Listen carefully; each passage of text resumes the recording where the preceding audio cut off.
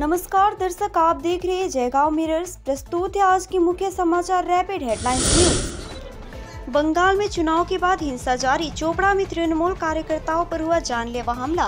पश्चिम बंगाल में चुनावी हिंसा थमने का नाम नहीं ले रही है। दक्षिण बंगाल हो या उत्तर बंगाल, सभी जगह में हिंसा जारी है। कहीं पर तृणमूल समर्थकों पर हमला हो रहे हैं तो कहीं भाजपा समर्थकों पर, और दोनों ही पार्टियों एक दूसरे पर इसके लिए आरोप लगा रही है। उत्तर बंगाल के चोपड़ा में एक बार फिर से हिंसा का मामला सामने आया है। यहां पर तृणमूल कर्मियों पर जानलेवा हमला हुआ है।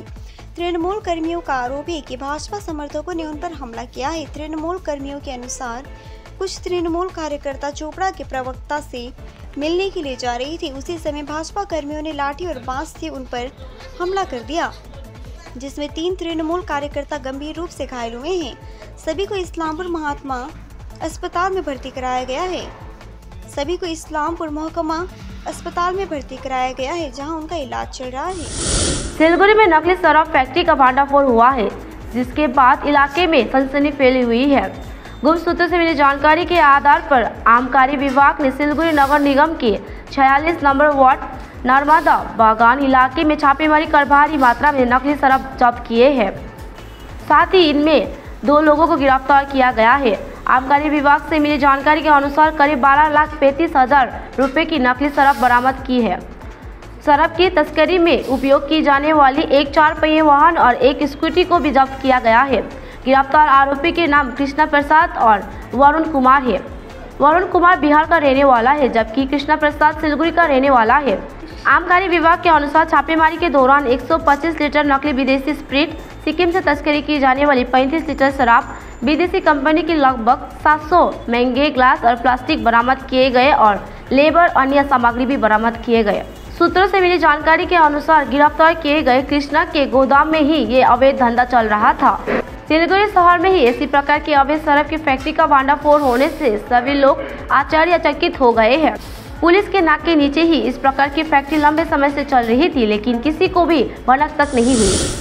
अदालत के आदेश पर अवैध निर्माण को नगर निगम ने तोड़ा। सिलीगुड़ी नगर निगम के वार्ड नंबर 47 में पाती कॉलोनी नंबर 3 रोड पर आज अवैध निर्माण को ध्वस्त कर दिया गया। अदालत के आदेश पर अवैध निर्माण के विरुद्ध कार्रवाई है। गुरुवार दोपहर से सिलीगुड़ी नगर निगम ने इस अवैध निर्माण को तोड़ने का काम शुरू किया। मालूम हो कि इस निर्माण को लेकर कोर्ट में केस चल रहा था।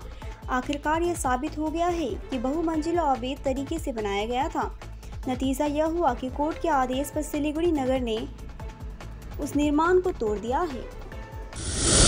पलाकाटा ब्लॉक के शिवनाथपुर इलाके में हाथी के हमले में एक वृद्ध की मौत हो गई। मृतक का नाम अमल कारजी 75 वर्षीय है। ग्रामीणों ने बताया कि गुरुवार की सुबह अमल कारजी नामक ये वृद्ध अपने घर से जैसे ही बाहर निकला तो हाथी के सामने गिर गया। हाथी ने उस पर हमला कर दिया। दंतेल हाथी ने पूरे शरीर में विभिन्न स्थानों पर दांत घुसा दिया, जिससे उनकी मौके पर ही मौत हो गई। इस घटना से इलाके के लोगों में काफी डर पैदा हो गया है। हाथी पहले रात में आक्रमण करते थे, लेकिन अब तो दिन में सुबह का समय में भी हाथी इलाके में घुस रहे हैं और लोगों पर जानलेवा हमला कर रहे हैं।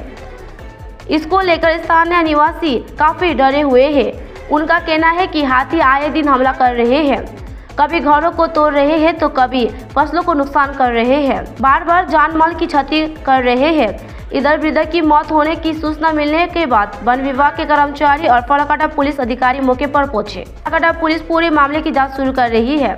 ग्रामीणों ने हाथी के द्वारा किए गए हमले को लेकर कदम उठाने की मांग की है। उनका कहना है कि हाथी जिस प्रकार से आए दिन हमला कर रहे हैं, उन लोगों का जीना मुश्किल हो गया है।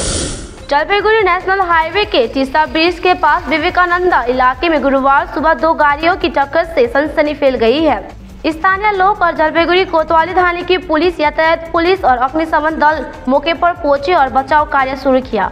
जानकारी के अनुसार जलपाईगुड़ी से मेंदरगुड़ी की ओर राष्ट्रीय राजमार्ग पर विपरीत दिशा में जा रही एक पिकअप वैन ने अनियंत्रित खो दिया और दूसरी दिशा से आ रही लॉरी से टकरा गई। दुर्घटना में शामिल पिकअप वैन का चालक वाहन के अंदर फंस गया था। स्थानीय लोगों ने उसे बचाया और उसे तुरंत जलपाईगुड़ी मेडिकल कॉलेज एवं सुपर स्पेशलिटी अस्पताल लाया गया। पुलिस घटना की जांच में जुट गई है। पल पल की खबरों के लिए देखते रहिए जयगांव मिरर्स, सच्चाई का आईना।